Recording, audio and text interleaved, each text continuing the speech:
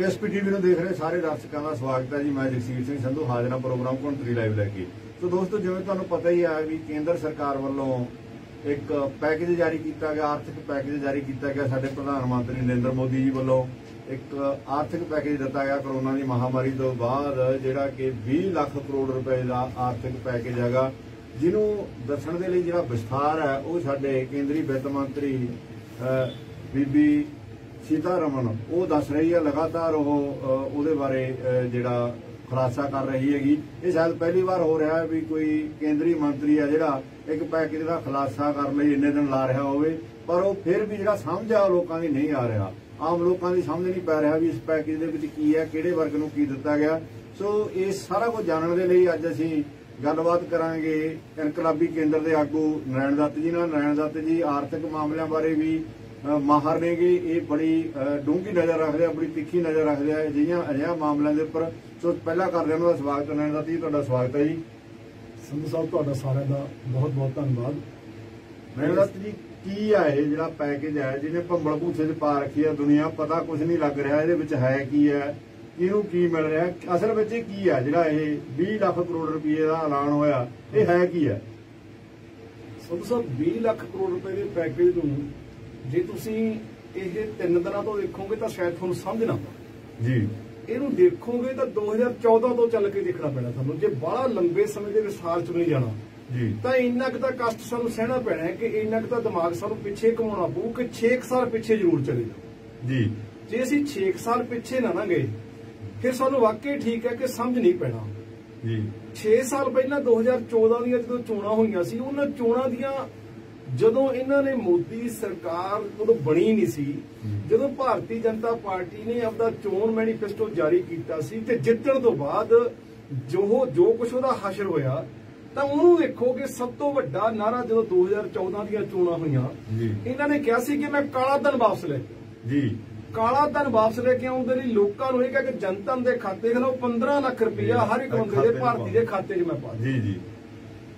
ਤੇ ਉਹ ਜਦੋਂ ਉਹਦੀ ਅਸਲੀਅਤ 1 ਸਾਲ ਲੰਘ ਗਿਆ, 2 ਸਾਲ ਲੰਘ ਗਿਆ, 3 ਸਾਲ ਲੰਘ ਗਿਆ, 4 ਸਾਲ ਲੰਘ ਗਏ, ਤਾਂ 5ਵਾਂ ਸਾਲ ਫਿਰ ਕੁਦਰਤੀ ਹੈ ਕਿ ਚੋਣਾਂ ਦਾ ਦੌਰ ਵੀ ਆ ਜਾਂਦਾ ਜੀ।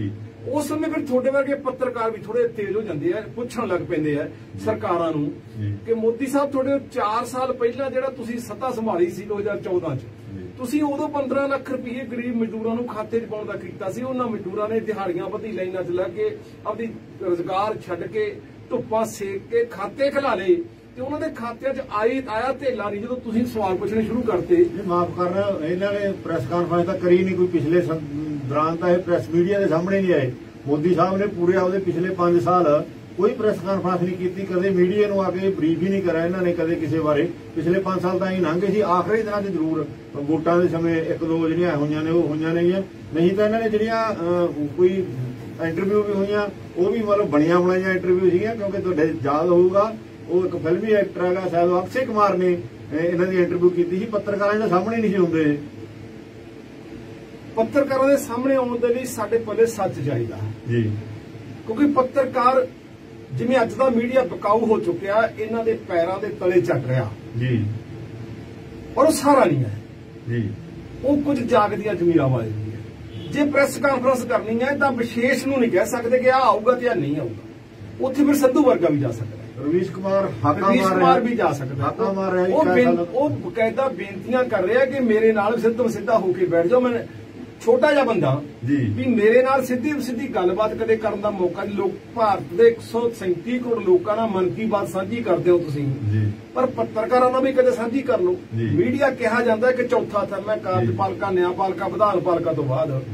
ਪੱਤਰਕਾਰਤਾ ਦੇ ਖੇਤਰ ਨੂੰ ਚੌਥਾ ਥੰਮ ਵੀ ਚੌਥਾ ਥੰਮ ਤੁਹਾਨੂੰ ਚੀਕਾਂ ਮਾਰਦਾ, ਬੰਗਾਰਦਾ ਕਿ ਆ ਜਾਓ ਮੋਦੀ ਸਾਹਿਬ ਸਾਡੇ ਨਾਲ ਗੱਲਬਾਤ ਕਰ ਲਓ, ਸਾਡੇ ਆਮਣੇ ਸਾਹਮਣੇ ਬੈਠ ਜਾਓ। ਤੁਹਾਡੇ ਕੋਲੇ 4 ਸਾਲ ਦੀਆਂ ਪ੍ਰਾਪਤੀਆਂ, ਸਾਡੇ ਕੋਲੇ ਥੋੜੇ ਜਿਹੇ ਸਵਾਲ ਨੇ, ਉਹਨਾਂ ਸਵਾਲਾਂ ਦਾ ਜਵਾਬ ਤੁਸੀਂ ਦੇ ਦਿਓ। ਉਹ ਸਾਹਮਣਾ ਕੌਣ ਕਰਦਾ ਜਿਹਦੇ ਪੱਲੇ ਸੱਚਾਈ ਹੁੰਦੀ ਹੈ?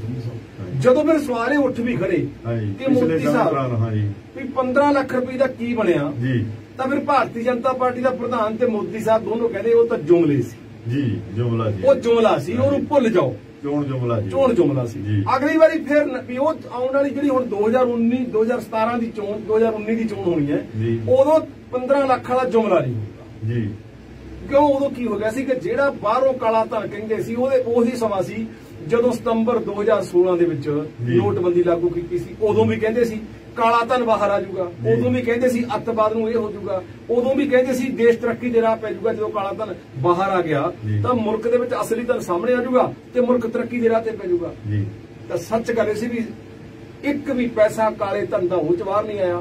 ਤਾਂ ਅੱਜ ਮੈਂ ਅਖਬਾਰ ਪੜ੍ਹ ਰਿਹਾ ਸੀ ਕਿ ਬਾਹਰ ਸਾਡੇ ਮੁਲਕ ਦੇ ਵਿੱਚ ਤਾਂ ਭੰਗ ਭੁੱਜਦੀ ਹੈ, ਸਾਡੇ ਲੋਕ ਪੈਰੀ ਤੁਰਦੇ ਜਾਂਦੇ, ਲੋਕ ਭੁੱਖ ਨਾਲ ਮਰ ਰਹੇ ਆ, ਪੈਰੀ ਛਾਲੇ ਪੈ ਕੇ ਮਰ ਰਹੇ ਆ, ਐਕਸੀਡੈਂਟਾਂ ਨਾਲ ਮਰ ਰਹੇ ਆ, ਤੇ ਬਾਹਰਲੇ ਮੁਲਕਾਂ 'ਚ ਜਿਹੜਾ ਕਾਲਾ ਧਨ ਉਹ ਵੱਧ ਰਿਹਾ ਹੈ। ਇਹ ਗੱਲ ਹੁਣ ਤੁਸੀਂ ਦੱਸ ਦਿਓ ਵੀ ਉਹ ਠੀਕ ਕੀ ਹੈ ਤੇ ਗਲਤ ਕੀ ਹੈ ਕਿ ਉਹ ਜਿਹੜੇ ਜੁਮਲੇ ਅੱਜ ਨੇ 2014 ਤੋਂ ਬਾਅਦ 2020 ਚ ਬੈਠੇ ਆ, ਜੇ 6 ਸਾਲਾਂ ਬਾਅਦ ਵੀ ਅੱਜ ਉਹ ਕਾਲਾ ਧਨ ਬਾਹਰੋਂ ਆਉਣ ਦਾ ਨਾਂ ਨਹੀਂ ਲੈ ਰਿਹਾ, ਕਾਲਾ ਧਨ ਬਾਵਜੂਦ ਇਸ ਦੇ ਵੱਧ ਰਿਹਾ ਹੈ, ਤਾਂ ਇਹ ਸਾਨੂੰ ਸਮਝ ਲੈਣਾ ਚਾਹੀਦਾ। 20 ਲੱਖ ਕਰੋੜ ਵਾਲਾ ਵੀ ਜੁਮਲਾ ਹੀ ਹੈ ਜੀ, ਇੱਕ 20 ਲੱਖ ਕਰੋੜ ਦਾ। ਦੇਖੋ ਇੱਕ ਗੱਲ ਤੁਸੀਂ ਆਪਾਂ ਛੋਟੇ ਹੁੰਦਿਆਂ ਨੇ ਜ਼ਰੂਰ ਦੇਖੀ ਜੀ ਕਿ ਜਾਦੂਗਰ ਇੱਕ ਹੁੰਦਾ, ਵੇਖਣ ਵਾਲੇ 100-200 ਹੁੰਦਾ ਜੀ, ਪਰ ਜਾਦੂਗਰ ਇੰਨਾ ਚਲਾਕ ਹੁੰਦਾ ਹੈ ਕਿ ਤੁਹਾਡੀਆਂ ਅੱਖਾਂ ਨੂੰ ਬੰਨ ਲੈਂਦਾ। ਹਾਂ ਬਿਲਕੁਲ, ਕਿਸੇ ਨੂੰ ਪਤਾ ਨਹੀਂ ਲੱਗਣਾ, ਕਿਸੇ ਨੂੰ ਪਤਾ ਨਹੀਂ ਲੱਗੇ। ਇਹ ਉਹਦੀ ਤਕਨੀਕ ਦਾ ਸਵਾਲ ਹੈ, ਉਹਦੀ ਆਰਟ ਦਾ ਸਵਾਲ ਹੈ। ਤੇ ਹੁਣ ਜਦੋਂ ਮੁਲਕ ਦੇ ਹਾਕਮ ਇੰਨੇ ਚਲਾਕ ਬਣ ਜਾਣ, ਜਾਦੂਗਰ ਇੰਨੇ ਤੇਜ਼ ਹੋ ਜਾਣ ਕਿ ਮਨੁੱਖ ਨੂੰ ਉਹਦਾ ਅਸਲ ਚੀਜ਼ ਸਾਹਮਣੇ ਦੱਸਣੋਂ ਹਟ ਜੇ, ਉਹਦੇ ਰੋਲ ਕਿਹਦਾ ਹੁੰਦਾ? ਚੌਕੀਦਾਰ ਜਾਦੂਗਰ ਬਣ ਗਿਆ। ਚੌਕੀਦਾਰ ਜਾਦੂਗਰ ਉਹ ਜਾਦੂਗਰ ਜਦੋਂ ਸਾਡੇ ਸਾਹਮਣੇ ਆ ਗਿਆ, ਜਾਦੂਗਰ ਨੇ ਤੁਹਾਨੂੰ ਦਿਸਣ ਨਹੀਂ ਦੇਣਾ ਮੈਂ ਪਿੱਛੇ ਕੀ ਕਰ ਰਿਹਾ ਜੀ। ਤੇ ਉਹੀ ਹਾਲ ਸਾਡੇ 20 ਲੱਖ ਰੁਪਏ ਕਰੋੜ ਦਾ, ਇਹੀ 1,70,17,000 ਕਰੋੜ ਰੁਪਏ ਦਾ ਹਾਲ ਹੋਇਆ ਸੀ। ਇਹੀ ਹਾਲ ਸਾਨੂੰ ਭਾਰਤ ਦੇ ਲੋਕਾਂ ਨੂੰ 72 ਸਾਲ ਹੋ ਗਏ 1947 ਤੋਂ ਬਾਅਦ ਇਹੀ ਕੁਝ ਦੇਖਦਿਆਂ ਨੂੰ ਅਸੀਂ ਉਹਦੇ ਜੁਮਲੇ ਵੇਖਦੇ ਹੁੰਦੇ।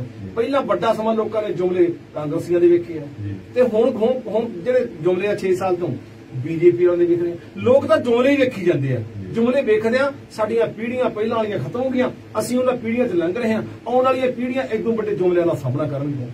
ਸਿੱਟਾ ਇਸ ਗੱਲ ਦਾ।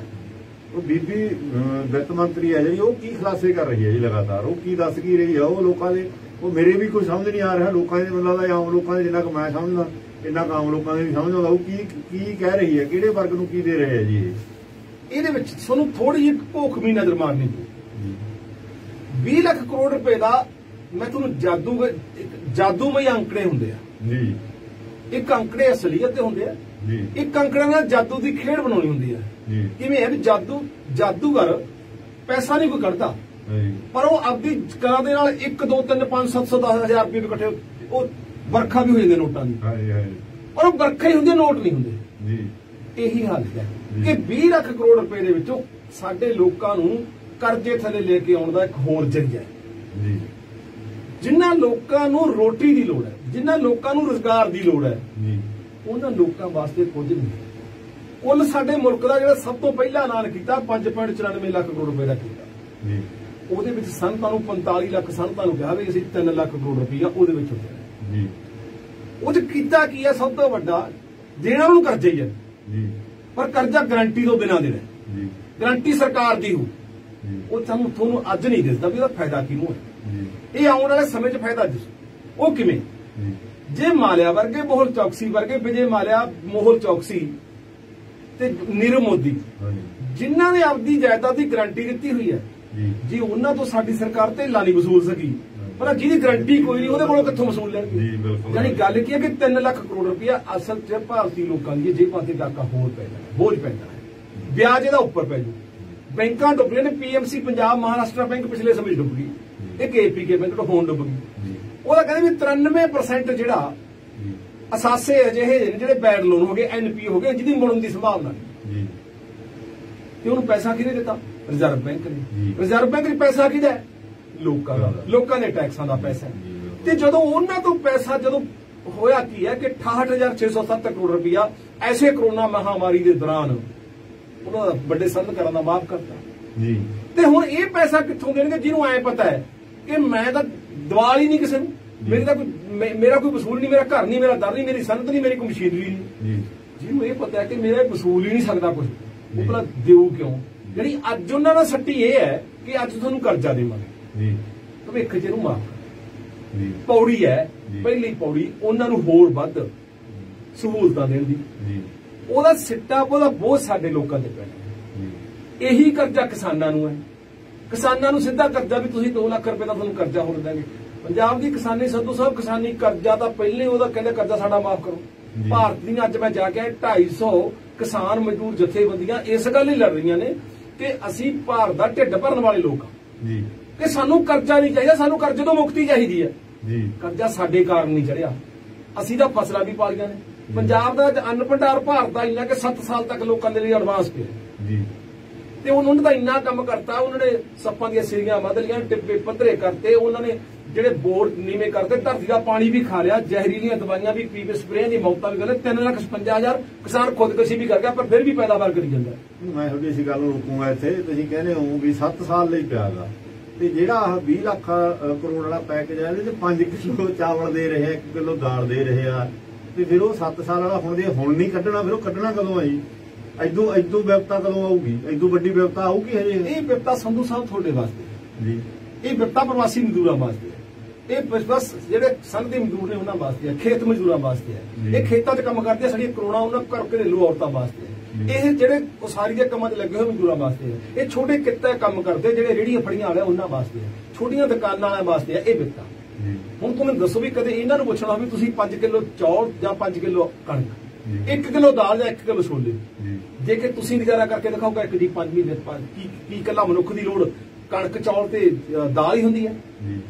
ਮਨੁੱਖ ਦੀਆਂ ਲੋੜਾਂ ਹੁੰਦੀਆਂ ਨੇ, ਮਨੁੱਖ ਦੀਆਂ ਲੋੜਾਂ ਤਾਂ ਉਹਦੇ ਨਾਲ ਸਾਰੀ ਜਿਹੜੀ ਖਾਣਾ ਪਕਾਉਣ ਵਾਲੀ ਚੀਜ਼ ਹੈ ਉਹ ਕਿਤੇ ਉਹਨੇ ਜਾ ਕੇ ਤਿਆਰ ਵੀ ਕਰਨਾ ਹੈ, ਉਹਦੇ ਲਈ ਘਿਓ ਵੀ ਚਾਹੀਦਾ ਹੈ, ਉਹਦੇ ਲਈ ਸਾਨੂੰ ਤੇਲ ਵੀ ਚਾਹੀਦਾ ਹੈ, ਉਹਦੇ ਲਈ ਮਸਾਲਾ ਵੀ ਚਾਹੀਦਾ ਹੈ, ਉਹਦੇ ਲਈ ਲੂਣ ਵੀ ਚਾਹੀਦੀ ਹੈ, ਉਹਦੇ ਲਈ ਹਲਦੀ ਵੀ ਚਾਹੀਦੀ ਹੈ, ਮਨੁੱਖ ਨੂੰ ਤਨ ਤੇ ਟੱਪਣ ਦੇ ਲਈ ਕੱਪੜੇ ਵੀ ਚਾਹੀਦੇ ਆ, ਨਹਾਉਣ ਦੇ ਲਈ ਸਾਬਣ ਵੀ ਚਾਹੀਦਾ ਹੈ, ਉਹਨੂੰ ਤੇਲ ਵੀ ਚਾਹੀਦਾ ਹੈ, ਉਹਨੂੰ ਜ਼ਿੰਦਗੀ ਦੀ ਕੁਝ ਉਹਦੇ ਬਿਮਾਰੀ ਠੋੜੀ ਲਈ ਦਵਾਈ ਵੀ ਚਾਹੀਦੀ ਹੈ। ਉਹਨਾਂ ਦੀ ਲੋੜਾਂ ਦੀ ਪੂਰਤੀ ਕੌਣ ਕਰੂਗਾ? ਤੁਸੀਂ ਇਹ ਤਾਂ ਕਰਤਾ।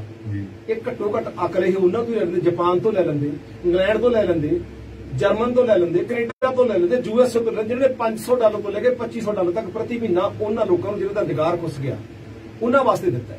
ਉਹ ਤਾਂ ਕਹਿ ਰਹੇ GDP ਦਾ 10% ਲਾਤਾ ਜੀ। ਇਹ ਦੇਖੋ ਅਸੀਂ ਤਾਂ ਉਹਨਾਂ ਤੋਂ ਵੀ ਅੱਗੇ ਲੰਘੇ।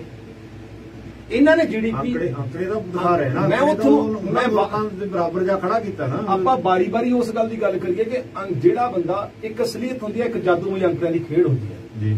ਜਾਦੂਮਈ ਅੰਕੜਿਆਂ ਦੀ ਖੇਡ ਤੁਹਾਨੂੰ ਹਰ ਥਾਂ ਦਿਸੂ, ਹਰ ਥਾਂ ਤੇ ਜਿੱਥੇ ਮਰਜ਼ੀ ਤੁਸੀਂ ਦੇਖ ਲਓ, ਹਰ ਥਾਂ ਤੇ ਤੁਹਾਨੂੰ ਜਾਦੂਮਈ ਖੇਡ ਦਿਸੂ, ਠੀਕ ਹੈ ਨਹੀਂ? ਜਾਦੂ ਕਦੇ ਕਿਸੇ ਦਾ ਮਨੁੱਖ ਦੀ ਲੋੜ ਦੀ ਪੂਰਤੀ ਨਹੀਂ ਕਰਦਾ ਹੁੰਦਾ। ਇਹ ਉਹ ਕਹਿੰਦਾ ਹੁੰਦਾ ਜਾਦੂਗਰ, ਇਹ ਜਾਦੂਗਰ ਦੱਸਦੇ ਨਹੀਂ, ਉਹ ਜਾਦੂਗਰ ਦੱਸ ਦਿੰਦਾ ਹੁੰਦਾ ਕਿਤੇ ਮੇਰੇ ਵਾਲੇ ਤਜਰਬੇ ਤੁਸੀਂ ਘਰੇ ਜਾ ਕੇ ਨਾ ਕਰਨ ਲੱਗੇ ਜੀ। ਐ ਨੋਟਾਂ ਦੀ ਵਰਖਾ ਘਰੇ ਜਾ ਕੇ ਨਹੀਂ ਹੋਣੀ।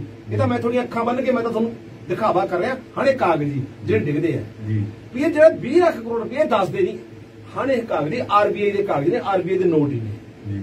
RBI ਦੇ ਨੋਟ ਦਿੱਤੇ ਕਿਹਨਾਂ ਨੂੰ ਜਾਣੇ? ਸਾਨੂੰ ਦਿੱਤੇ ਜਾਣੇ। ਤੇ ਸਾਨੂੰ ਦਿੱਤੇ ਕਿਵੇਂ ਜਾਣੇ? ਸਾਨੂੰ ਕਰਜ਼ੇ ਦੇ ਰੂਪ ਵਿੱਚ। ਉਹੀ ਤਾਂ ਗੱਲ ਆ ਵੀ ਜਦੋਂ ਉਹਨੂੰ ਸਾਰੇ ਨੂੰ ਜਦੋਂ ਘੋਖ ਪੜਤਾਲ ਕਰਕੇ ਦੇਖਦੇ ਆ, ਸਹਿਜੇ ਜੇ ਆਪਾਂ ਮਾਰਦੇ ਆ, ਉੱਪਰੀ ਨਜ਼ਰ ਮਾਰਦੇ ਆ ਤਾਂ ਉਹਦੇ ਵਿੱਚ ਉਹ 20 ਲੱਖ ਕਰੋੜ ਦੇ ਵਿੱਚੋਂ 15 ਦੇ ਕਰੀਬ 15-16 ਲੱਖ ਕਰੋੜ ਰੁਪਏ ਦਾ ਕਰਜ਼ੇ ਦੀ ਨਿਕਲ ਜਾਂਦਾ। ਉਹ ਕਰਜ਼ੇ ਹੀ ਆ, ਉਹਨੂੰ ਤਾਂ ਲੋਨ ਹੀ ਕਹੀ ਜਾਂਦੇ ਨੇ। ਇਹ ਲੋਨ ਆਹ ਦੇਵਾਂਗੇ, ਆਹ ਲੋਨ ਇਸ ਤਰ੍ਹਾਂ ਦੇਵਾਂਗੇ, ਆਹ ਲੋਨ ਇਸ ਤਰ੍ਹਾਂ ਦੇਵਾਂਗੇ। ਤੁਹਾਡੀ ਗੱਲ ਹਾਂਜੀ। ਬਾਕੀ ਕੀ ਹੈ? ਬਾਕੀ ਉਹ ਕੁਝ ਹੈ ਜਿਹੜਾ ਬਜਟ 'ਚ ਪਹਿਲੇ ਐਲਾਨ ਕੀਤਾ ਹੋਇਆ ਜੀ। ਨਵਾਂ ਉਹਦੇ ਵਿੱਚ ਕੁਝ ਨਹੀਂ ਹੈ, ਬਾਕੀ ਦੇ ਵਿੱਚ ਵੀ ਜੀ। ਜੇ ਹੁਣ ਐ ਕਹਿਣਾ ਹੋਵੇ ਕਿ ਇਹਨਾਂ ਨੂੰ ਜਿਹੜੀਆਂ ਬਜਟ ਦੇ ਵਿੱਚ ਜਿਹੜੀਆਂ ਪਹਿਲਾਂ 1,70,000 ਕਰੋੜ ਰੁਪਏ ਦਾ ਐਲਾਨ ਕੀਤਾ, ਬੜਾ ਹੁੱਬ ਕੇ ਐਲਾਨ ਕੀਤਾ ਸੀ ਜੀ ਵੀ ਅਸੀਂ ਆਹ ਕਰਾਂਗੇ, ਅਸੀਂ ਆਹ ਕਰਾਂਗੇ। ਜਿਹੜੀ ਕਿਸਾਨਾਂ ਦੀ ਕਰਜ਼ੇ ਦੀ ਲਿਮਟ ਵਧਾਉਣ ਦੀ ਗੱਲ ਕੀਤੀ ਹੈ ਉਹ ਪਹਿਲੇ ਬਜਟ 'ਚ ਕੀਤੀ ਗਈ ਹੈ। ਮਜ਼ਦੂਰਾਂ ਨੂੰ ਚੋਣਾਂ 'ਚ ਪਹਿਲੇ ਵਾਅਦਾ ਕੀਤਾ ਪਿਆ 2019 ਦੇ ਵਿੱਚ ਕਿ ਤੁਹਾਡੇ ਘਰਾਂ ਦੇ ਵਿੱਚ ਜਿਹੜੇ ਮਤਲਬ ਗਰੀਬੀ ਰੇਖਾ ਤੋਂ ਥੱਲੇ ਰਹਿੰਦੇ ਲੋਕ ਨੇ ਉਹਨਾਂ ਲਈ ਅਸੀਂ ਕਣਕ ਦਾ, ਚੌਲਾਂ ਦਾ ਤੇ ਤੁਹਾਡੇ ਜਿਹੜਾ ਖਾਣੇ ਦਾ ਪ੍ਰਬੰਧ ਅਸੀਂ ਕਰਕੇ ਦੇਵਾਂਗੇ। ਇਹ ਪਹਿਲੇ ਉਹਦਾ ਐਲਾਨ ਕੀਤਾ ਹੋਇਆ ਸੀ। ਮਤਲਬ ਆਧਾਰ ਢਾਂਚਾ ਉਸਾਰਨਾ ਹੈ, ਕਹਿੰਦੇ ਖੇਤੀ ਦਾ ਆਧਾਰ ਢਾਂਚਾ 1 ਲੱਖ ਕਰੋੜ ਰੁਪਏ ਉਹਦੀ ਖਾਤਰ ਰੱਖਦਾ। ਉਹ ਕਾਹਦੇ ਲਈ ਹੈ? ਕਿ ਜਿਹੜੀ ਸਾਡੀ ਮਾਰਕੀਟਿੰਗ ਸਿਸਟਮ ਪਹਿਲਾਂ ਚੱਲਦਾ ਹੈ ਖੇਤੀ ਦੀਆਂ ਫਸਲਾਂ ਦੀ ਖਰੀਦ ਦਾ, ਉਹ ਖਤਮ ਕਰਕੇ ਇੱਕ ਨਵਾਂ ਸਿਸਟਮ ਲੈਣ ਦਾ, ਜਿਹਨੂੰ ਕੀ ਕਹਿੰਦੇ ਆ ਇਹ ਕਹਿੰਦੇ ਆ ਨਵਾਂ ਸਿਸਟਮ ਆ ਗਿਆ ਜਿਹੜਾ ਆਪਣੇ ਦੇਖਣ ਵਾਲਾ ਹੈ। ਜੇ ਅਸੀਂ ਉਹਨੂੰ ਨਾ ਦੇਖਿਆ ਨਾ ਸੰਧੂ ਸਾਹਿਬ ਤਾਂ ਸਾਨੂੰ ਪਤਾ ਨਹੀਂ ਲੱਗਣਾ। ਉਹ ਹੈਗਾ ਐਗਰੀਕਲਚਰ ਪ੍ਰੋਸੀਜਰ ਮਾਰਕੀਟਿੰਗ ਕਮੇਟੀ ਜੀ। ਉਹ 3 ਰਾਜਾਂ ਨੇ ਲਾਗੂ ਕਰਤਾ ਜੀ, ਗੁਜਰਾਤ ਨੇ ਜੀ, ਉਹ ਮੱਧ ਪ੍ਰਦੇਸ਼ ਨੇ ਤੇ ਯੂਪੀ ਜੀ।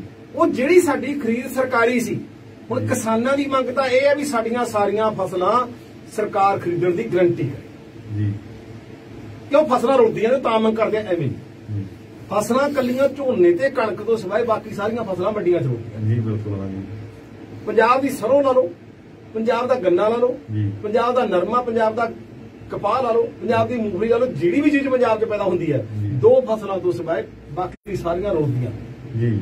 जिन्हें जो खपतकार ने लैन जाना, जो मैं आके दुकान तो मैं मूंगी लेके मैंने 90 रुपये मिलने, पर जो मैं किसान होऊंगा मंडी जाऊं मैनू 35 रुपये मिलने। किसान ये कहता कि जो घट्टो घट 6000 रुपये का ऐलान किया है क्विंटल का, तो 6000 की गारंटी करो कि उत्थे ये खरीदी जाए। ਜਿਹੜੀਆਂ ਕੰਪਨੀਆਂ ਦੇ ਸਿਰ ਤੇ ਮਾਰਕੀਟ ਨੂੰ ਛੱਡ ਰਹੇ ਆ ਉਹ ਕੰਪਨੀਆਂ ਸਾਡੇ ਲਈ ਨਹੀਂ ਆ ਰਹੀਆਂ, ਉਹ ਕੰਪਨੀਆਂ ਉਹਦੇ ਮੁਨਾਫੇ ਲਈ ਆ ਰਹੀਆਂ। ਬਿਲਕੁਲ ਜੀ ਬਿਲਕੁਲ। ਜਦੋਂ ਕੰਪਨੀ ਮੁਨਾਫੇ ਲਈ ਆ ਰਹੀ ਆ ਉਹ ਕਿਸਾਨਾਂ ਦੇ ਹਿੱਤਾਂ ਦਾ ਖਿਆਲ ਕਿਉਂ ਰੱਖੂ? ਉਹਦਾ ਖਿਆਲ ਤਾਂ ਵੱਧ ਤੋਂ ਵੱਧ ਆਪਦਾ ਰੱਖਣ ਦਾ ਹੋਊਗਾ, ਆਪਦੀ ਵੱਧ ਤੋਂ ਵੱਧ ਮੁਨਾਫਾ ਕਮਾਉਣ ਦਾ। ਉਹ ਮੁਨਾਫਾ ਕਿੱਥੋਂ ਜਾਊ? ਉਹ ਮੁਨਾਫਾ ਜੇ ਕਿਸਾਨ ਨੂੰ ਘੱਟ ਦੇਊ ਤਾਂ ਮੁਨਾਫਾ ਜਾਊਗਾ, ਜੇ ਕਿਸਾਨ ਨੂੰ ਵੱਧਦਾ ਉਹਦਾ ਮੁਨਾਫੇ ਦੇ ਕੱਟ ਲੱਗ ਜੂਗੀ, ਜਿੱਦੇ ਮੁਨਾਫੇ ਦੇ ਕੱਟ ਲੱਗੀ ਉਹਨੇ ਰਫੂ ਚੱਕਰ ਹੋ ਜਾਣਾ। ਸੋ ਇਹ ਹੈ ਵੀ ਜਿਹੜੀ ਗੱਲ ਕਹਿੰਦੇ ਆਧਾਰ ਢਾਂਚਾ ਉਸਾਰ ਰਿਹਾ ਉਹਦੇ ਨਾਲ ਇੱਕ ਤਾਂ ਬੇਰੁਜ਼ਗਾਰੀ ਫੈਲੇਗੀ। ਅੱਗੇ ਜਿਹੜੇ ਮਜ਼ਦੂਰ ਨੇ ਮੰਡੀ 'ਚ ਫਸਲ ਨੂੰ ਉਤਾਰਨ ਤੋਂ ਲੈ ਕੇ ਗੋਦਾਮ ਤੱਕ ਰੱਖਣ ਦੇ ਵਿੱਚ 4-5 ਪੜਾਵਾਂ 'ਚ ਮਜ਼ਦੂਰ ਕੰਮ ਕਰਦਾ ਹੈ। ਹੁਣ ਨਵਾਂ ਲੈ ਆਂਦਾ ਜਿਹੜੇ ਆਪਣੇ ਸੇਖੇ ਨੇੜੇ ਹੈ ਗਡਾਊਨ ਬਣਾ ਲਏ, ਉਹ 'ਚ ਮਜ਼ਦੂਰ ਦੀ ਕੋਈ ਲੋੜ ਨਹੀਂ। ਕਿਸਾਨ ਨੇ ਕੰਬਾਈਨ ਨਾਲ ਭਰ ਕੇ ਟਰਾਲੀ ਲਿਆਂਦੀ, ਉਹ ਵੱਡਾ ਸਾਰਾ ਸਟੋਰ ਜਿਹਾ ਬਣਾਇਆ ਉੱਥੇ ਜਾ ਕੇ ਲਿਆਤੀ, ਉਹਦੇ ਵਿੱਚ ਹੀ ਸਾਫ਼ ਮਸ਼ੀਨ ਨਹੀਂ ਕਰਨ ਦੇ ਨਾਲ ਉੱਥੇ ਹੀ ਸਾਫ਼ ਹੋ ਕੇ ਕੰਡੇ ਰਾਹੀਂ ਤੁਰ ਕੇ ਤੇ ਅੰਦਰ ਜੀ 4 ਪੜਾਵਾਂ 'ਚ ਕੰਮ ਕਰਦਾ ਮਜ਼ਦੂਰ ਸਾਡਾ ਖਤਮ ਹੈ। ਜਿਹੜਾ ਮਜ਼ਦੂਰ ਪਹਿਲੇ ਬੇਰੁਜ਼ਗਾਰੀ ਦੀ ਚੱਕੀ ਦੇ ਵਿੱਚ ਫਿਰਦਾ। ਜਦੋਂ ਆਪਾਂ ਗੱਲ ਕਰਦੇ ਅੰਕੜੇ ਦੀ 21 ਮਾਰਚ ਤੋਂ ਪਹਿਲਾਂ ਜਦੋਂ ਅੰਕੜੇ ਆਏ ਸੀ ਬੇਰੁਜ਼ਗਾਰੀ ਦੇ, ਉਦੋਂ ਕਹਿੰਦੇ ਸੀ ਕਿ 45 ਸਾਲ ਦੀ ਸਭ ਤੋਂ ਵੱਡੀ ਬੇਰੁਜ਼ਗਾਰੀ ਦਰ ਹੈ 7%।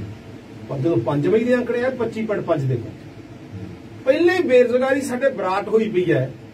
ਤੇ ਨਵਾਂ ਸੰਕਟ ਇਹ ਹੈ ਕਿ ਉਹ ਕੰਪਨੀਆਂ ਮਨੁੱਖ ਰਹਿਤ ਤਕਨੀਕ ਦੇ ਨਾਲ, ਜਿੱਥੇ ਮਨੁੱਖੀ ਕੰਮ ਦੀ ਲੋੜ ਨਹੀਂ ਹੈ, ਹੱਥਾਂ ਦੀ ਲੋੜ ਨਹੀਂ ਹੈ, ਮਸ਼ੀਨੀਕਰਨ ਦੇ ਨਾਲ ਉਹ ਪਹਿਲੇ ਵੱਧ ਕਰ। ਜਿੱਥੇ ਕਿਸਾਨੀ ਨੂੰ ਇਉਂ 3 ਰਾਜਾਂ ਨੇ ਉਹ ਕਰਤਾ ਸ਼ੁਰੂ, ਕਿਹਾ ਤਾਂ ਇਹ ਜਾ ਰਿਹਾ ਕਿ ਕਿਸਾਨਾਂ ਨੂੰ ਆਪਦੀ ਜਿਣਸ ਬਾਹਰਲੇ ਮੁਲਕਾਂ 'ਚ ਬਾਹਰਲੀਆਂ ਸਟੇਟਾਂ 'ਚ ਵੇਚਣ ਦੀ ਖੁੱਲ੍ਹ ਦਿੱਤੀ ਜਾ ਰਹੀ ਹੈ। ਅੱਜ ਦੇ ਐਲਾਨ ਦੇ ਵਿੱਚ ਇਹ ਵੀ ਹੈ। ਲੋਕਾਂ ਨੂੰ ਤਾਂ ਸਮਝ ਪਾਗੂ ਜਾਦੂਗਰ ਵਾਲੇ ਆ ਗੱਲਾਂ ਤੋਂ ਚੱਲ ਜੋ ਤੁਸੀਂ ਹੋਰ ਦਿਖਾਇਆ ਵਾ। ਪਰ ਇੱਕ ਕਿਸਾਨ ਦੇ ਕੋਲ ਜਿਹਦੇ ਕੋਲ 2 ਏਕੜ ਜ਼ਮੀਨ ਹੈ ਉਹਦੇ ਕੋਲ ਕਿੰਨੀ ਕਣਕ ਹੋਈ? 100 ਮਣ ਵੱਧ ਤੋਂ ਵੱਧ ਕਣਕ। ਉਹਦੇ ਵਿੱਚੋਂ 30-40 ਮਣ ਕਣਕ ਉਹਦੀ ਘਰੇ ਰੱਖਣੀ ਹੋਊਗੀ, 60 ਮਣ ਕਣਕ ਰਹੇਗੀ। 60 ਮਣ ਕਣਕ ਇੱਕ ਕਿਸਾਨ ਛੱਡ ਕੇ ਹੁਣ ਹਰਿਆਣੇ 'ਚ ਜਾਊਗਾ ਕਿ ਯੂਪੀ ਜਾਊਗਾ ਕਿ ਮਹਾਰਾਸ਼ਟਰ ਜਾਊਗਾ? ਅਸਲ 'ਚ ਗੱਲ ਇਹ ਹੈ ਵੀ ਕਿਸਾਨਾਂ ਨੂੰ, ਛੋਟੀ ਕਿਸਾਨੀ ਨੂੰ ਖੇਤੀ ਧੰਦੇ 'ਚੋਂ ਬਾਹਰ ਕਰ। ਹਰ ਰੋਜ਼ ਲੱਖਾਂ ਕਿਸਾਨ ਜਿਹੜਾ ਹੈਗਾ ਖੇਤੀ ਧੰਦੇ 'ਚੋਂ ਬਾਹਰ ਹੋ ਰਿਹਾ। ਇਹਨਾਂ ਸਰਕਾਰ ਦੀਆਂ ਨੀਤੀਆਂ ਆਉਣ ਵਾਲੇ ਸਮੇਂ 'ਚ ਇਹ ਕੀ ਹੈ ਵੀ ਜਦੋਂ ਉਹ ਪਿੱਛੇ ਜਿਹੜੀ ਅਸਲ ਗੱਲ ਦੱਸਣੀ ਨਹੀਂ, ਜਾਦੂ ਵਾਲੀ ਖੇਡ ਵਾਲੀ ਗੱਲ, ਵੀ ਅਸਲ 'ਚ ਤੁਹਾਡੇ ਕੋਲੋਂ ਮਾਰਕੀਟ ਖੋ ਕੇ ਜਿਹੜੀ ਤੁਹਾਨੂੰ ਇਹ ਸਹੂਲਤ ਮਿਲੇਗਾ ਕਿ 60 ਮਣ ਕਣਕ ਬਰਾਲੀ ਮੰਡੀ ਜਾ ਕੇ ਵੇਚ ਦਿਓ, ਪਿੰਡ ਦੀ ਮੰਡੀ 'ਚ ਵੇਚ ਦਿਓ। ਅਸਲ 'ਚ ਇਹ ਮੰਡੀ ਰਹਿਣੀ ਹੋਈ, ਇਹ ਮੰਡੀ ਦਾ ਸਰੂਪ ਬਦਲਣਾ ਹੈ। ਇਹ ਮੰਡੀ ਆਮ ਕਿਸਾਨ ਵਾਸਤੇ ਹੋਊਗੀ, ਇਹ ਕਿਸਾਨੀ ਵੱਡੀ ਹੋਊਗੀ। ਉਹ 100 ਏਕੜ ਤੋਂ ਲੈ ਕੇ 500 ਏਕੜ 1000 ਏਕੜ ਤੱਕ ਦੇ, ਜਿਵੇਂ ਰਿਲਾਇੰਸ ਵਾਲਾ ਦਾ ਸੰਗਰੂਰ ਦੇ ਪਰਲੇ ਪਾਸੇ ਇੱਕ ਫਾਰਮ ਬਣਿਆ ਪਿਆ, ਬਿਰਲਾ ਫਾਰਮ ਬਣਿਆ ਪਿਆ, ਉਹੇ ਜਿਹੇ ਫਾਰਮ ਬਣਨਗੇ ਜਿਹਦੇ ਵਿੱਚ ਗਡਾਊਨ ਵੀ ਉੱਥੇ ਹੋਇਆ ਕਰਨਗੇ। ਯਾਨੀ ਉਹ ਕਮਰਸ਼ੀਅਲ ਖੇਤੀ ਹੋਊਗੀ, ਉਹ ਮਨੁੱਖ ਦੀ ਲੋੜ ਅਨੁਸਾਰ ਖੇਤੀ ਨਹੀਂ ਹੋਊਗੀ। ਉਹ ਖਾਣ ਵਾਸਤੇ ਕਣਕ ਨਹੀਂ ਪੈਦਾ ਹੋਊ ਉੱਥੇ, ਖਾਣ ਵਾਸਤੇ ਝੋਨਾ ਪੈਦਾ ਨਹੀਂ ਹੋਊ, ਮੂੰਗੀ ਖਾਣ ਵਾਸਤੇ ਪੈਦਾ ਨਹੀਂ ਹੋਊ। ਜਿਹੜੀ ਕਮਾਦ ਹੈ, ਕਮਾਦ ਚੋਂ ਗੁੜ ਸਾਡੇ ਘਰ ਵਾਸਤੇ ਨਹੀਂ ਪੈਦਾ ਹੋਊਗਾ, ਉਹ ਵਿਸ਼ਵ ਮੰਡੀ ਵਾਸਤੇ ਪੈਦਾ ਹੋਊਗਾ, ਉਹ ਸਾਡੀ ਪਹੁੰਚ ਤੋਂ ਦੂਰ ਹੋ ਜਾਊਗਾ। ਯਾਨੀ ਗੱਲ ਕੀ ਹੈ, ਕਿਸਾਨੀ ਨੂੰ ਕਿਸਾਨੀ ਕਿੱਤੇ ਚੋਂ ਬਾਹਰ ਧੱਕਣਾ ਹੈ। ਤੇ ਦੂਜੀ ਗੱਲ ਉਹਦੇ ਤੇ ਜਿਹੜੀ ਕੰਜ਼ਿਊਮ ਹੁੰਦੀ ਹੈ ਅੱਜ ਵੀ ਪਿੰਡਾਂ ਦੇ ਜਿਹੜੇ ਸਾਡੇ ਮਜ਼ਦੂਰ ਨੇ ਅੱਜ ਵੀ ਖੇਤੀ ਤੇ 65% ਵਸੋਂ ਨਿਰਭਰ ਕਰਦੇ ਨੇ। ਉਹਦੀ ਪੈਦਾਵਾਰ ਦੇ ਖੇਤਰ 'ਚ 14% ਰਹਿ ਗਿਆ ਕੁੱਲੀ।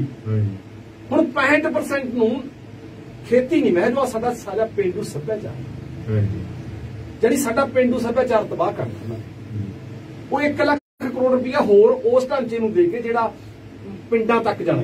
ਜੇ ਆਪਾਂ ਸੌਖੇ ਸ਼ਬਦਾਂ ਦੀ ਕਹਿ ਲਈਏ ਵੀ ਇੱਕ ਪਿੰਡ ਦੇ ਵਿੱਚ ਜਿੱਥੇ ਮਤਲਬ ਖੇਤੀ ਕਰਨ ਵਾਲੇ ਜ਼ਿਮੀਂਦਾਰ ਨੇ ਉਹਦੇ ਨਾਲ ਉਹਦਾ ਮਜ਼ਦੂਰ, ਉੱਥੇ ਤਰਖਾਣ, ਉੱਥੇ ਮਤਲਬ ਝੌਰ ਜਾਤੀ, ਉਹ ਕਿੰਨੀਆਂ ਜਾਤਾਂ ਨੇ ਜਿਹੜੀਆਂ ਨਿਰਭਰ ਕਰਦੀਆਂ ਨੇ ਉਹ ਖੇਤੀ ਦੇ ਉੱਪਰ ਹੀ। ਪਿੰਡ ਦਾ ਇੱਕ ਸੱਭਿਆਚਾਰ ਹੈਗਾ, ਉਹ ਸਾਰਾ ਕੁਝ ਖਤਮ ਹੋ ਜੂ। ਤੁਸੀਂ ਇਹ ਕਹਿਣਾ ਚਾਹੁੰਦੇ ਹੋ ਵੀ? ਹਾਂ, ਮੈਂ ਇਹਨੂੰ ਜਦੋਂ ਸਾਰਾ ਕੁਝ ਤੋੜ ਦੇਣਗੇ।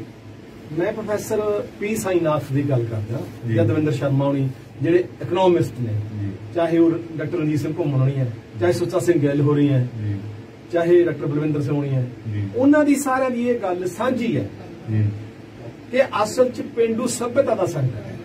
ਜਦੋਂ ਮੈਂ ਤੁਹਾਨੂੰ ਕਹਿਣਾ ਇਹ ਕਿਸਾਨੀ ਦਾ ਮਹਿਜ਼ ਸੰਕਟ ਨਹੀਂ, ਇਹ 'ਚ ਮਜ਼ਦੂਰ ਵੀ ਆਉਂਦਾ, ਇਹ ਚ ਪਿੰਡ ਦੇ ਵਿੱਚ ਰਹਿਣ ਵਾਲੇ ਬਾਕੀ ਸਾਰੇ ਤਬਕੇ ਆਉਂਦੇ ਉਹ ਵੀ ਨੇ ਜਿਨ੍ਹਾਂ ਨੇ 2 ਪਸ਼ੂ ਰੱਖੇ ਹੋਏ ਲੋਕਾਂ ਦੇ ਖੇਤਾਂ 'ਚ ਲਿਆ ਕੇ ਕੱਖ ਪੱਠਾ ਪਾ ਕੇ ਆਪਦਾ ਦੁੱਧ ਵੇਚ ਕੇ ਗੁਜ਼ਾਰਾ ਕਰੀ ਜਾਂਦੇ ਨੇ, ਜਿਨ੍ਹਾਂ ਕੋਲ ਆਪਦਾ ਕੁਝ ਨਹੀਂ ਹੈ ਚਾਹੇ, ਪਰ ਉਹ ਪਸ਼ੂ ਖੇਤੀ ਦੇ ਸਿਰ ਤੇ ਪਲ ਰਹੇ ਉਹਨਾਂ ਦੀ। ਬਿਲਕੁਲ ਉਹ ਸਾਰਾ ਕੁਝ ਉਜੜਨਾ ਹੈ, ਹਾਂਜੀ ਉਜਾੜਨਾ ਹੈ ਜੀ।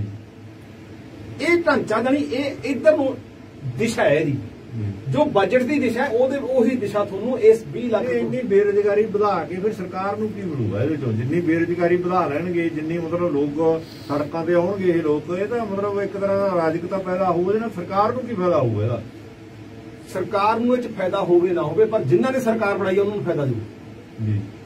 ਜਿਹੜੇ ਮੋਨੋਪੋਲਿਸਟਾਂ ਨੇ, ਜਿਹੜੇ ਅੰਬਾਨੀਆਂ ਤੇ ਅਡਾਨੀਆਂ ਨੇ, ਉਹਨਾਂ ਦੇ ਮੁਨਾਫੇ ਜ਼ਰੂਰ ਵਧਣਗੇ। ਅੱਜ ਹੀ ਦੇਖ ਰਿਹਾ ਸੀ ਵੀ ਇੱਕ ਪਾਸੇ ਲਾਕਡਾਊਨ ਹੈ, ਸਾਰਾ ਧੰਦਾ ਚੌਪਟ ਹੈ। ਇੰਨੇ ਲੋਕ ਬੇਰੁਜ਼ਗਾਰ ਹੋ ਜਾਣਗੇ, ਸੰਘਰਸ਼ਾਂ ਦੇ ਰਾਹ ਪੈਣਗੇ, ਫਿਰ ਸਰਕਾਰ ਨੂੰ ਤਾਂ ਪਰੇਸ਼ਾਨੀ ਕਰਨਗੇ। ਉਹਨਾਂ ਨੂੰ ਸੰਘਰਸ਼ਾਂ ਤੋਂ ਪਾਸੇ ਹਟਾਉਣ ਦੇ ਲਈ ਵੀ ਬਕਾਇਦਾ ਹੈ ਨਹੀਂ ਹਿੰਦੂ ਪੱਤਾ, ਮੁਸਲਿਮ ਪੱਤਾ, ਸਿੱਖ ਪੱਤਾ, ਈਸਾਈ ਪੱਤਾ, ਉਹਨਾਂ ਨੂੰ ਸੋਚਣ ਵਾਸਤੇ ਇਹ ਮਜਬੂਰ ਕੀਤਾ ਜਾ ਰਿਹਾ ਕਿ ਤੁਹਾਡੀਆਂ ਸਮੱਸਿਆਵਾਂ ਏਡੀਆਂ ਵਿਰਾਟ ਨਹੀਂ ਹੈਗੀਆਂ, ਇਹ ਤਾਂ ਬਣਾਈਆਂ ਹੋਈਆਂ। ਹੁਣ ਆਤਮ ਨਿਰਭਰ, ਜੇ ਸਾਡੇ ਮੁਲਕ ਦਾ ਪ੍ਰਧਾਨ ਸੇਵਕ 32 ਮਿੰਟ ਦੇ ਭਾਸ਼ਣ 'ਚ 25 ਵਾਰੀ ਆਤਮ ਨਿਰਭਰ ਹੀ ਕਹੀ ਜਾਂਦਾ ਹੈ, ਤਾਂ ਹਿਸਾਬ ਲਾ ਕੇ ਦੇਖੋ ਕਿਹਨੂੰ ਭਲਾ ਆਤਮ ਨਿਰਭਰ ਦੀ ਗੱਲ ਹੁੰਦੀ ਹੈ। ਜਿਹੜੇ ਮਜ਼ਦੂਰ ਆਪਦੇ ਘਰਾਂ ਨੂੰ ਤਰਸੇ ਹੋਏ, ਆਪਦੇ ਬੱਚਿਆਂ ਨੂੰ ਤਰਸੇ ਹੋਏ, ਸੈਂਕੜੇ ਕਿਲੋਮੀਟਰ, ਹਜ਼ਾਰਾਂ ਕਿਲੋਮੀਟਰ ਦੂਰ ਪੈਦਲ ਤੁਰ ਕੇ ਜਾ ਰਹੇ ਆ। ਪੈਦਲ ਤਾਂ ਕਿਸੇ ਨੇ ਨਹੀਂ ਪੁੱਛਿਆ ਵੀ ਤੁਸੀਂ ਹਿੰਦੂ ਹੋ। ਜਿਹੜੇ ਰੇਲਵੇ ਲਾਈਨਾਂ ਤੇ ਤੁਰੇ ਜਾਂਦੇ ਆ, ਮਤਲਬ ਇੱਥੋਂ ਤੱਕ ਚੱਕੇ ਰੇਲਵੇ ਲਾਈਨਾਂ ਤੇ ਸੌਂ ਜਾਂਦੇ ਆ, ਗੱਡੀਆਂ ਥੱਲੇ ਆ ਕੇ ਕੱਟੇ ਜਾਂਦੇ ਆ, ਉੱਤੇ ਟਰੱਕ ਚੜੀ ਜਾਂਦੇ ਨੇ, ਉਹਨਾਂ ਨੂੰ ਕਦੇ ਨਹੀਂ ਕੋਈ ਮੀਡੀਆ ਜਾਂ ਕੋਈ ਪੁੱਛਦਾ ਨਹੀਂ ਵੀ ਤੁਸੀਂ ਹਿੰਦੂ ਹੋ ਜਾਂ ਤੁਸੀਂ ਮੁਸਲਮਾਨ ਹੋ, ਤੁਸੀਂ ਕਿਹੜੀ ਜਾਤੀ ਕਹਿੰਦੇ ਆ। ਪਿਛਲੇ ਦਿਨਾਂ 'ਚ ਜੋਗੀ ਦਾ ਬਿਆਨ ਆਇਆ ਵੀ ਜਿਹੜਾ ਕੋਈ ਸੜਕ ਤੇ ਤੁਰਿਆ ਫਿਰਦਾ ਮਿਲ ਗਿਆ ਉਹ ਤੇ ਲਾਜ਼ਮੀ ਕਾਰਵਾਈ ਹੋ, ਉਹ ਚਾਹੇ ਹਿੰਦੂ ਹੈ, ਉਹ ਚਾਹੇ ਕੋਈ ਹੈ। ਉੱਥੇ ਫਿਰ ਜਾਤੀ ਕਿੱਧਰ ਜਾਂਦੀ ਹੈ? ਅੱਜ ਉਹਨਾਂ ਮਜ਼ਦੂਰਾਂ ਨੂੰ ਇਹ ਲੱਗਦਾ ਕਿ ਅਸੀਂ ਮਜ਼ਦੂਰ ਹਾਂ, ਪਰ ਜਦੋਂ ਵੋਟਾਂ ਆ ਗਏ ਹਿੰਦੂ ਬਣ ਜਾਂਦੇ, ਬਣਾ ਲਿਆ ਜਾਊ ਉਹਨਾਂ ਨੂੰ, ਉਹ ਹਿੰਦੂ ਬਣਾ ਲਿਆ ਜਾਊ। ਅੱਜ ਨਹੀਂ ਲੋੜ, ਜਦੋਂ ਲੋੜ ਹੋਈ ਉਦੋਂ ਉਹਨਾਂ ਨੂੰ ਧਰਮ ਦਾ ਪੱਤਾ ਫੇਰ ਸੁੱਟ ਦਿੱਤਾ ਜਾਊਗਾ, ਧਰਮ ਦੀ ਬੁਰਕੀ ਫੇਰ ਸੁੱਟ ਦਿੱਤੀ ਜਾਊਗੀ, ਤਾਂ ਜੋ ਉਹਨਾਂ ਦੀ ਬੁਨਿਆਦੀ ਗੱਲ ਉਦੋਂ ਤੱਕ ਭੁੱਲ ਜਾਣੀ ਹੈ। ਕਰੋਨਾ ਸੰਕਟ ਓਡਾ ਵੱਡਾ ਨਹੀਂ ਹੈ, ਕਰੋਨਾ ਨਹੀਂ ਮਾਰ ਰਿਹਾ ਸਾਨੂੰ ਤਾਂ ਮਾਰੂਗਾ ਤਾਂ ਭੁੱਖ ਮਾਰ, ਸਾਨੂੰ ਤਾਂ ਦੁੱਖਾਂ ਦੇ ਸਤਾਏ ਹੋਏ ਲੋਕਾਂ ਨੂੰ, ਭੁੱਖੇ ਲੋਕਾਂ ਨੂੰ ਮੌਤ ਨਿਕਲ ਜਾਣੀ ਹੈ। ਇੱਕ ਵਾਰ ਹੁਣ ਨਰੇਗਾ ਨੂੰ ਕਹੀ ਜਾਂਦੇ ਸੀ 202 ਰੁਪਏ ਦਿਹਾੜੀ ਕਰਤੀ ਹੈ ਜੀ, 200 ਦਿਨ ਦਾ ਰੁਜ਼ਗਾਰ ਦੇਵਾਂਗੇ, ਉਹ ਕੀ ਗੱਲ ਹੈ ਜੀ? ਉਹ ਤਾਂ ਤੁਸੀਂ ਪੰਜਾਬ ਦਾ ਹੀ ਹਾਲ ਦੇਖ ਲਓ। 1 ਮਈ ਤੋਂ ਉਜਰਤਾਂ ਵਧਾਈਆਂ ਸੀ ਜੀ, ਤੇ 9 ਮਈ ਤੋਂ ਉਜਰਤਾਂ ਵਾਪਸ ਲੈ ਲਈਆਂ। ਕੀ ਗੱਲ ਵੀ ਮਹਿੰਗਾਈ ਘਟ ਗਈ ਹੁਣ? ਦੂਜੀ ਗੱਲ, ਕਰੋਨਾ ਦੇ ਨਾਂ ਥੱਲੇ ਮੈਂ ਜਦੋਂ ਇਹ ਸ਼ੁਰੂ ਕੀਤਾ ਸੀ, ਆਪਾਂ ਜਦੋਂ ਪਹਿਲੀ ਵਾਰੀ ਮਿਲੇ ਸੀ, ਅਸਲ 'ਚ ਮੈਂ ਉਦੋਂ ਤੁਹਾਨੂੰ ਇੱਕ ਗੱਲ ਕਹੀ ਸੀ ਕਿ ਬਹਾਨੇ ਹੋ ਰਹੇ, ਨਿਸ਼ਾਨੇ ਹੋ ਰਹੇ। ਇੱਕ ਪਾਸੇ ਤਾਂ ਇਹ ਹੈ ਕਿ ਸੰਕਟ ਵੱਡਾ ਹੈ, ਬੇਰੁਜ਼ਗਾਰੀ ਦਾ 25.5 ਦੇ ਪਹੁੰਚ ਗਿਆ, ਜਾਨੀ ਗੱਲ ਇਹ ਹੈ ਕਿ ਚੌਥਾ ਹਿੱਸਾ ਬੇਰੁਜ਼ਗਾਰ। 137 ਕਰੋੜ ਆਬਾਦੀ ਦੇ ਵਿੱਚੋਂ 92.93% ਜਿਹੜੇ ਹੈਗੇ ਉਹ ਗੈਰ ਜਥੇਬੰਦ ਖੇਤਰ 'ਚ ਕੰਮ ਕਰਦੇ ਮਜ਼ਦੂਰ ਨੇ, ਜਿਨ੍ਹਾਂ ਦਾ ਭਵਿੱਖ ਵਿੱਚ ਹੈ ਹੀ ਜਿਹੜੀਆਂ ਸਾਰੀਆਂ ਸਹੂਲਤਾਂ ਤੋਂ, ਤਮਾਮ ਸਹੂਲਤਾਂ ਤੋਂ ਵਾਂਝੇ। ਜਦੋਂ ਉਹ ਵਾਂਝੇ, ਠੀਕ ਹੈ, ਅੱਜ ਉਹਨਾਂ ਵਾਸਤੇ ਸੰਕਟ ਕੀ ਸੁੱਟ ਦਿੱਤਾ ਗਿਆ? ਜਦੋਂ ਲੇਬਰ ਲਾ 38 ਕਲਾਸਾਂ ਸੀ ਜਿਹੜੀਆਂ ਮਜ਼ਦੂਰਾਂ ਨੇ ਲੜ ਕੇ ਹਾਸਲ ਕੀਤੀਆਂ, ਆਪਦੇ ਹੱਕ ਹਾਸਲ ਕੀਤੇ, ਸ਼ਹਾਦਤਾਂ ਦੇ ਕੇ ਹਾਸਲ ਕੀਤੇ, ਉਹ 1886 ਤੋਂ ਤੁਰਿਆ ਹੋਇਆ ਦੌਰ ਅੱਜ ਤੱਕ ਵੀ ਜਾਰੀ। ਜਿਹੜੇ ਹੱਕ ਹਾਸਲ ਕੀਤੇ ਸੀ, ਬਹਾਨੇ ਨਾਲ ਇੱਕਦਮ ਇੱਕੋ ਸੱਟਾ ਇਹ ਕਰਤਾ ਕਿ 8 ਘੰਟੇ ਤੋਂ 12 ਘੰਟੇ ਡਿਊਟੀ ਕਰ। ਇਹਦੇ ਨਾਲ ਸੰਧੂ ਸਾਹਿਬ 33% ਬੇਰੁਜ਼ਗਾਰੀ ਹੈ, ਯਾਨੀ ਤੀਜਾ ਹਿੱਸਾ ਲੋੜ ਰਹਿ ਜਾਣੀ ਹੈ ਮਾਲਕਾਂ। ਉਹ ਲੋੜ ਕਿਧਰੋਂ ਪੂਰੀ ਕਰ ਰਿਹਾ? ਮੈਂ ਤੁਹਾਨੂੰ ਦੱਸ ਰਿਹਾ ਹਾਂ ਕਿ ਜਿਹੜੇ ਮਜ਼ਦੂਰ ਨੇ, ਜਿਹੜੇ ਜਾ ਰਹੇ ਆ ਪੰਜਾਬ ਦੇ ਵਿੱਚੋਂ ਹੀ ਨੌਕਰੀ ਛੱਡ ਕੇ, ਆਪਣਾ ਘਰ-ਬਾਰ ਛੱਡ ਕੇ ਜਾ ਰਹੇ, 15 ਲੱਖ ਦੀ ਗਿਣਤੀ। ਇਹ ਪੂਰਾ ਕਿਵੇਂ ਕਰਨਾ ਹੈ? ਜਿਹੜੇ ਰਹਿ ਜਾਣਗੇ ਉਹਨਾਂ ਤੇ ਹੋਰ ਵੱਧ ਬਜਟ, ਉਹਨਾਂ ਤੋਂ 8 ਦੀ ਜਗ੍ਹਾ 12 ਘੰਟੇ ਕੰਮ ਲੈ ਕੇ ਉਹ ਘਾਟ ਦੀ ਪੂਰਤੀ ਕਰ। ਇਹ ਹੋਰ ਵੱਧ ਜਿਹੜੇ ਮਜ਼ਦੂਰ ਜਾ ਰਹੇ ਆ ਆਪਦੇ ਪ੍ਰਵਾਸ ਕਰਨ, ਆਪਦੇ ਪਿੰਡਾਂ 'ਚ, ਉਹਨਾਂ ਦੀ ਜ਼ਿੰਦਗੀ ਕੋਈ ਬੜੀ ਵਧੀਆ ਨਹੀਂ। ਉਹਨਾਂ ਪਿੰਡਾਂ 'ਚ ਵੀ ਸਾਡੇ ਵਰਗੀ ਹਾਲਤ, ਉੱਥੇ ਬਿੱਗਾ 2 ਬਿੱਗੇ ਜ਼ਮੀਨ, ਰੁਜ਼ਗਾਰ ਉੱਥੇ ਵੀ ਹੈ ਨਹੀਂ। ਜੇ ਰੁਜ਼ਗਾਰ ਹੁੰਦਾ, ਕਿਉਂਕਿ ਸਾਮਰਾਜਵਾਦ ਅਗੜਾ ਵਿਕਾਸ ਕਰਦਾ ਕਦੇ ਵੀ ਮੁਲਕ ਦੇ ਅੰਦਰ, ਕਿਉਂਕਿ ਵਿਕਾਸ ਲੋਕਾਂ ਦੀਆਂ ਲੋੜਾਂ ਅਨੁਸਾਰ ਨਹੀਂ ਹੈ। ਵਿਕਾਸ ਕਿੱਥੇ ਹੁੰਦਾ ਹੈ? ਜੀਟੀ ਰੋਡਾਂ ਦੇ ਨਾਲ, ਬੰਦਰਗਾਹਾਂ ਵਾਲੇ ਪਾਸੇ, ਹਵਾਈ ਅੱਡਿਆਂ ਦੇ ਨੇੜੇ ਤੇੜੇ, ਸ਼ਹਿਰਾਂ ਦੇ ਨੇੜੇ ਤੇੜੇ।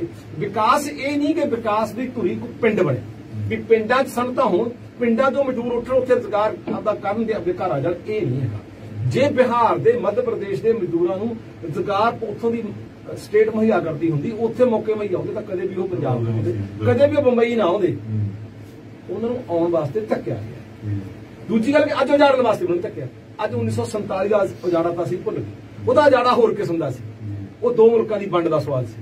पर साडे मुल्क दे आपदे मुल्क च एक वंड कर, एक उपर 10% दी, एक 90%। साडे मुल्क की वंड अजिही हो गई, एक कलैणी वंड कि जिहड़ी जिंदगी भर साडे जख्म जिहड़े रिसदे रहणगे, ये जख्मां नूं भरिया नहीं जाना, ना भरन दी नीयत है सरकार दी, सगों जख्मां नूं होर वध डूंघे करन दा सवाल है। जी हुण आपां नूं गल नूं समੇਟੀਏ, ਇੱਥੇ लंबी ਹੁੰਦੀ ਜਾਂਦੀ अपनी गलबात भी ਇਹਦੇ ਵਿੱਚੋਂ किसानां नूं की मिलू, मजदूरां नूं की मिलू, लॉलीपॉप ਹੋਰ ਜਿਹੜਾ ਮੱਧ ਵਰਗ ਆ, ਦੁਕਾਨਦਾਰ ਨੇ, ਛੋਟੇ ਦੁਕਾਨਦਾਰ ਨੇ ਜਾਂ ਰੇਹੜੀਆਂ ਫੜੀਆਂ ਵਾਲਿਆ, ਜ਼ਿਕਰ ਤਾਂ ਕੀਤਾ ਪ੍ਰਧਾਨ ਮੰਤਰੀ ਨੇ ਸਾਰਿਆਂ ਦਾ, ਮਤਲਬ ਛੱਡਿਆ ਕੋਈ ਨਹੀਂ ਹੈਗਾ। ਆਪਣੇ ਉਹਨਾਂ ਨੇ ਜਿਹੜਾ ਉਹਨਾਂ ਦਾ ਦੇਸ਼ ਨੂੰ ਸੰਬੋਧਨ ਕੀਤਾ, ਉਹਦੇ ਵਿੱਚ ਹਰ ਵਰਗ ਦਾ ਨਾਂ ਲਿਆ ਉਹਨਾਂ ਨੇ, ਰੇਹੜੀਆਂ ਫੜੀਆਂ ਵਾਲਿਆਂ ਤੋਂ ਲਾ ਕੇ ਹਰ ਵਰਗ ਦਾ ਨਾਂ ਲਿਆ ਵੀ ਹਰ ਵਰਗ, ਮੱਧ ਵਰਗ ਦਾ ਖਾਸ ਕਰਕੇ ਜਦ ਕੀਤਾ। ਇਹਨਾਂ ਨੂੰ ਕੀ ਮਿਲਣਾ, ਇਹਦੇ ਵਿੱਚੋਂ ਕੀ ਮਿਲੂਗਾ? ਜਿਹੜਾ 20 ਲੱਖ ਕਰੋੜ ਰੁਪਇਆ ਇਹਦੇ ਚੋਂ ਕੀ ਕਿੰਨਾ ਕੁ ਆ ਸਕਦਾ, ਕਿੰਨੀ ਕੁ ਰਾਹਤ ਇਹਨਾਂ ਨੂੰ ਮਿਲੂਗੀ ਜਿਹੜਾ ਕੁਝ ਦਿਖਾਇਆ ਜਾ ਰਿਹਾ ਹੈ? ये जो नामात्र राहत है, नामात्र राहत इस कदर है कि जिम्मे 500 रुपया पाता वो कोई नवा नहीं पा रहे जी। पहले ऐलान किया है 2000 रुपया किसानों के खाते च एक तिमाही का पाना है, वो पहले ऐलान किया मैं नवा किया वो दस दिन आंकड़े कहता भी 45,000 करोड़ रुपया किसानों इस रूप के आ जाए। ये नवा की है 2019 के चोणां जो लड़ियां है उदों पहले ऐलान किया, ये नवा की है। मजदूरां लई 500 रुपया दी दिहाड़ी दा कीता, बुजुर्गां नूं पेंशन दा कीता, विधवावां नूं पेंशन दा कीता होया, वो पहले 500 रुपये दी खातर बैंक दे ला के तड़के खड़ जांदे ने। वो मजदूर 500 रुपये दी दिहाड़ी छड्ड दिंदा ते 500 रुपया लेके बैंक दे विच घरों चला जांदा, वो भी तिन्न गेड़े मार जांदा। पहलां पुछदा कि मेरा आ गया कि ना आ गया, जदों नहीं आउंदा फिर अगले दिन मुड़ के आउंदा। यानी गल की है कि साडे लोकां दी लोड़ सी कि जिवें किसान मजदूर होण लग रहे आ भी 10,000 रुपया मुढ़ली सहायता दिओ।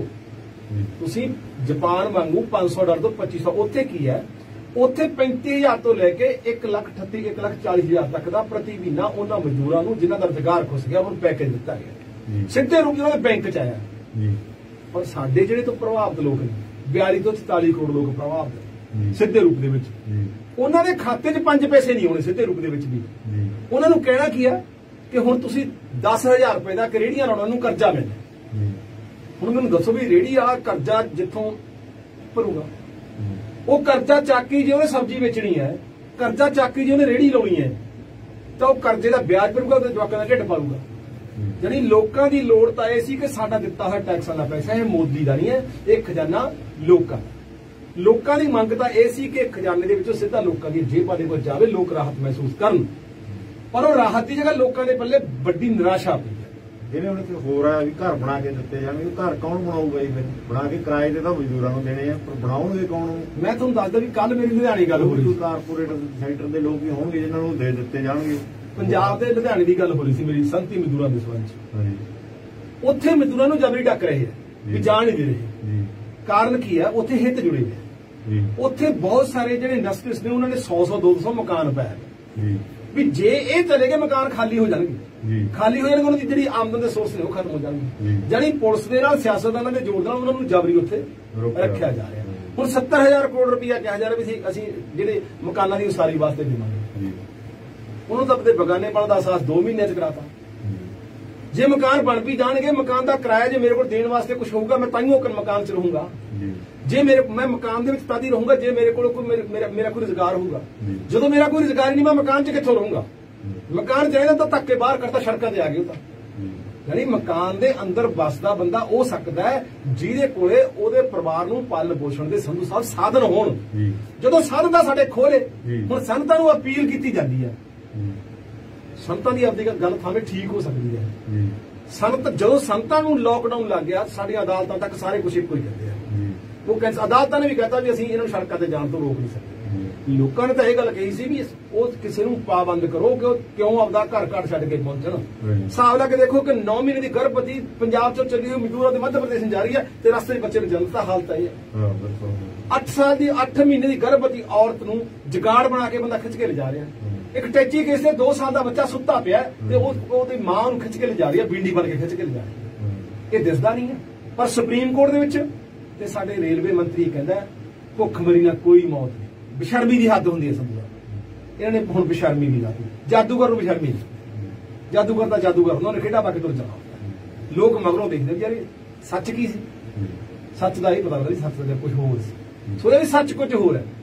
20 लाख करोड़ रुपया जे ये ना अनाउंस करते, सारा मीडिया 20 लाख करोड़ रुपए के गुण गा रहा है, वो थोनू दस के दिखावे संधू साहब थोड़ा रोजगार खुस गया, पत्रकार भी अजकल अखबारों का मंदा पिया, अखबारों भी कढ़न वास्ते ਤੁਹਾਨੂੰ भी ਜਿਹੜੇ पत्रकार ने सुप्रीम कोर्ट का सहारा लेना पिया भी उन्होंने मालकां को सानू ना कढ़िया जाए।